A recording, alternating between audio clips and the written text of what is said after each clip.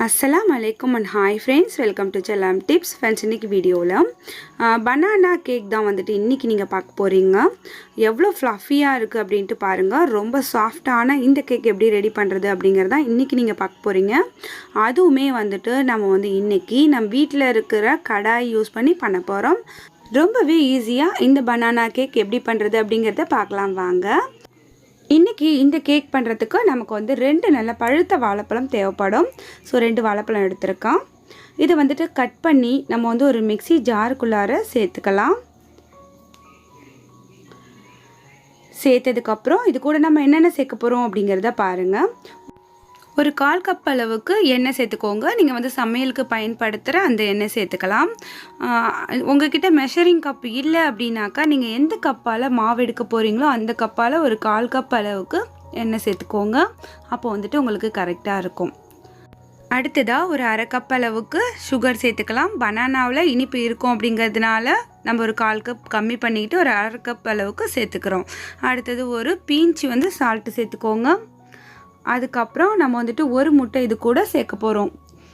நீங்கள் முட்டை சாப்பிட மாட்டீங்க அப்படின்னாக்கா ஒரு 3லிருந்து 4 ஸ்பூன் அளவுக்கு தயிர் சேர்த்துக்கோங்க. சேர்த்துட்டு இந்த மாதிரி இப்போ இதை வந்து ஒரு நல்ல ஃபைனான பேஸ்ட் கன்சிஸ்டன்சிக்கு அரைச்சி எடுத்து வந்தாச்சு. அடுத்தது பார்த்தீங்கன்னா இது கூட இந்த மிக்ஸி ஜார்லேயே நீங்கள் வந்து 1 கப் போல் கோதுமை மாவு சேர்த்துக்கோங்க. அடுத்ததாக பார்த்தீங்கன்னா இந்த மாவு கூடயே நம்ம வந்து ஒரு 1/2 ஸ்பூன் அளவுக்கு பேக்கிங் சோடா சேர்த்துக்கலாம். அடுத்தது இது கூட பேக்கிங் பவுடர் இருக்கு இல்லையா, அது ஒரு 1/2 ஸ்பூன் அளவுக்கு சேர்த்துக்கலாம். இப்போ நம்ம இதோட மூடி போட்டு மூடி ஒரு 2 பல்ஸ் கொடுத்து எடுத்துகிட்டு வந்தால் போதும். ரொம்ப அரைக்க தேவையில்லை, ஒரு 2 பல்ஸ் மட்டும் கொடுத்துக்கோங்க. இது போல் நல்லா மிக்ஸ் ஆகி நமக்கு கிடைக்கும். ஃபுல் அண்ட் ஃபுல் மிக்ஸிலேயே நம்ம வந்துட்டு மிக்ஸ் பண்ணியிருக்கோமே, கேக் வந்துட்டு எப்படி வரும் அப்படிங்கிற பயமே தேவையில்லை. ரொம்ப சாஃப்டாக ரொம்பவே ஃப்ளஃபியாக கேக் வந்து உங்களுக்கு கண்டிப்பாக கிடைக்கும். ஸோ இப்போ வந்துட்டு இதை அப்படியே நான் வந்துட்டு ஒரு பவுலுக்கு மாற்றிக்கிறேன். இது கூட வந்து வெனிலா எசன்ஸ் கொஞ்சமாக சேர்த்துக்கலாம்.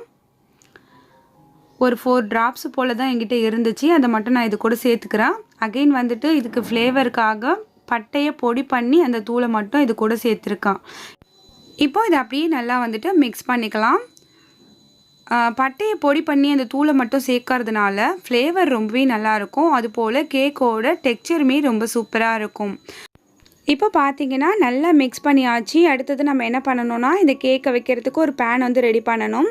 ஸோ நான் வந்து எப்பயுமே வைக்கிற இந்த பேனை எடுத்துக்கிறேன். அதில் வந்து கொஞ்சமாக ட்ராப்ஸ் வந்துட்டு ஆயில் விட்டுட்டு ஸோ எல்லா இடத்துலையுமே ஃபுல்லாக தடவி விட்டுக்கிறேன். உங்ககிட்டயும் ஏதாவது இந்த மாதிரி கொஞ்சம் திக்கான பாத்திரமாக இருந்துச்சுன்னா எடுத்துக்கோங்க. இப்போ கேக் பண்ணக்கூடிய மாவுமே ரெடியாக இருக்குது, பேனுமே ரெடியாக இருக்குது. அடுத்து நம்ம வந்துட்டு கடாயை வந்து ஹீட் பண்ணணும். இப்போ அடுப்பில் வந்து ஒரு திக்கான ஒரு கடாயை வச்சுருக்கேன். அதுக்குள்ளே வந்து ஒரு ஸ்டாண்ட் வந்து சில்வர் ஸ்டாண்ட் போட்டிருக்கான். இப்போ அடுப்பை ஆன் பண்ணி விட்டு இந்த பாத்திரத்தை நம்ம வந்து ஹீட் பண்ணிக்கலாம். ஸோ இது போல் பாத்திரத்தை ஹீட் பண்ணுறதுனால பாத்திரம் ஒன்றுமே ஆகாது. ஸோ நம்ம வந்து உப்பு மண் எதுவுமே கொட்டணும் அப்படிங்கிற தேவை கிடையாது. இப்போ மூடி போட்டு ஹீட் பண்ணிகிட்ருக்கேன். அதுக்கு இடையில் நம்ம ரெடி பண்ணி வச்ச அந்த பாத்திரத்துக்குள்ளார இந்த மாவு வந்துட்டு ஃபுல்லாக சேர்த்துடலாம். சேர்த்துட்டு கீழ் நோக்கி 2 முறை இந்த மாதிரி தட்டி விட்டுக்கோங்க. இது போல் தட்டுறதுனால உள்ளுக்குள்ளே ஏர் பபிள்ஸ் எதுவுமே இல்லாமல் எல்லாமே ரிலீஸ் ஆகிடும். கேக் வந்துட்டு ரொம்பவே ஈவனாக இருக்கும். இப்போ நான் வந்து டெக்கரேட் பண்ணுறதுக்காக டூட்டி ஃப்ரூட்டியை வந்துட்டு மேலே வந்து இந்த மாதிரி தூவி விட்டுக்கிறேன்.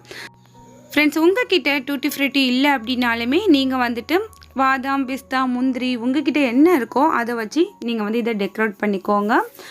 இப்போ வந்துட்டு நம்ம வந்து ஹீட் பண்ணி வச்சுருக்கோம் அந்த பேனுக்குள்ளார இதை நம்ம அப்படியே வைக்க போகிறோம். ஸோ இது போல் நல்லா மிடில் வச்சுருங்க. பேனோட அந்த ஓரங்கள் வந்து டச் ஆகிற மாதிரி வைக்காதீங்க. இப்போ நம்ம மூடியை போட்டுட்டு சிம் ஃப்ளேமில் நல்ல ஃபுல் சிம் ஃப்ளேமில் அடுப்பை வச்சுருங்க. இந்த கேக் ரெடி ஆகிறதுக்கு நமக்கு வந்து 30லிருந்து 35 நிமிஷம் ஆகும். ஃபுல் சிம் ஃப்ளேமில் அடுப்பு இருக்கணும். இப்போ 35 நிமிஷம் கழித்து நம்ம வந்துட்டு இந்த கேக்கை பார்க்கலாம். சூப்பராக வெந்திருக்கு ஃப்ரெண்ட்ஸ், நல்லா ஃப்ளஃபியாக இருக்குது. இது போல் ஒரு நைஃப் இல்லைன்னா வந்து ஒரு ஸ்டிக் ஏதாவது விட்டு பாருங்கள். உங்களுக்கு வந்து கொஞ்சம் கூட ஒட்டாமல் வந்துச்சுன்னா கேக் வந்து நமக்கு ரெடி ஆகிடுச்சு அப்படின்ட்டு அர்த்தம். இந்த கேக்கை வந்துட்டு அப்படியே வெளியில் எடுத்து ஒரு 1 மணி நேரத்துக்கு மேலே அப்படியே விட்டுடலாம். ஆறுனதுக்கப்புறம் எப்படி இருக்குன்னு பார்க்கலாம். இப்போ நல்லா ஃபுல்லாக ஆறிடுச்சு. இப்போ நம்ம இதை பிளேட்டுக்கு மாற்றிட்டு கட் பண்ணி பார்க்கலாம். எப்படி இருக்குது அப்படிங்கிறதா. எப்படி வந்து கேக்கை வந்து கவிழ்க்குமே அப்படியே வந்து விழுந்துருச்சு பாருங்கள் கேக் வந்துட்டு. ஸோ ரொம்ப சூப்பராக ரெடி ஆகிருக்கு. டெக்ஸ்சர் வந்துட்டு இன்றைக்கி எனக்கு ரொம்பவே சாட்டிஸ்ஃபேக்ஷனாக இருந்துச்சு. அதே மாதிரி கேக்கோட டேஸ்ட்டும் தான். ஸோ இப்போ வந்துட்டு கேக்கை கட் பண்ணிடலாம். எவ்வளோ சாஃப்டாக நைஃப் வந்துட்டு இறங்குது பாருங்கள். கேக்கோட ஃப்ளஃபியை சொல்லவே வேண்டாம், அவ்வளோ ஃப்ளஃபியாக இருக்கும். ரொம்பவே சாஃப்டான கோதுமை மாவில் செஞ்ச இந்த ஹெல்த்தியான கேக்கை வந்து நீங்களும் கண்டிப்பாக ட்ரை பண்ணி பாருங்கள். உங்கள் வீட்டு குட்டீஸ்க்கு கேக்கு பிடிக்கும் அப்படின்னாக்கா பேக்கரியில் வாங்கி கொடுக்கறதுக்கு பதில் நீங்களே இது போல் வீட்லேயே ஹெல்த்தியாக செஞ்சு கொடுங்க. கண்டிப்பாக உங்கள் வீட்டு குட்டீஸ் என்ஜாய் பண்ணுவாங்க. இந்த வீடியோ உங்களுக்கு இன்றைக்கி பிடிச்சிருக்கும், யூஸ்ஃபுல்லாக இருந்திருக்கும்னு நினைக்கிறேன். இந்த வீடியோ உங்களுக்கு பிடிச்சிருந்துச்சுன்னா எப்பயும் போல் லைக் பண்ணுங்கள். உங்களோட ஃப்ரெண்ட்ஸ் அண்ட் ஃபேமிலி சர்க்கிளில் மறக்காமல் ஷேர் பண்ணிக்கோங்க. அடுத்து இந்த வீடியோ பற்றின கருத்துக்களை மறக்காமல் வந்து கமெண்ட் செக்ஷனில் சொல்லுங்கள். உங்களோட கருத்துக்களுக்காக நான் காத்திருப்பேன். அடுத்து ஒரு இன்ட்ரெஸ்டிங்கான யூஸ்ஃபுல்லான கண்டென்ட்டோடு உங்களை நான் சந்திக்கிறேன். அது வரைக்கும் தேங்க்ஸ் ஃபார் வாட்சிங். பாய்.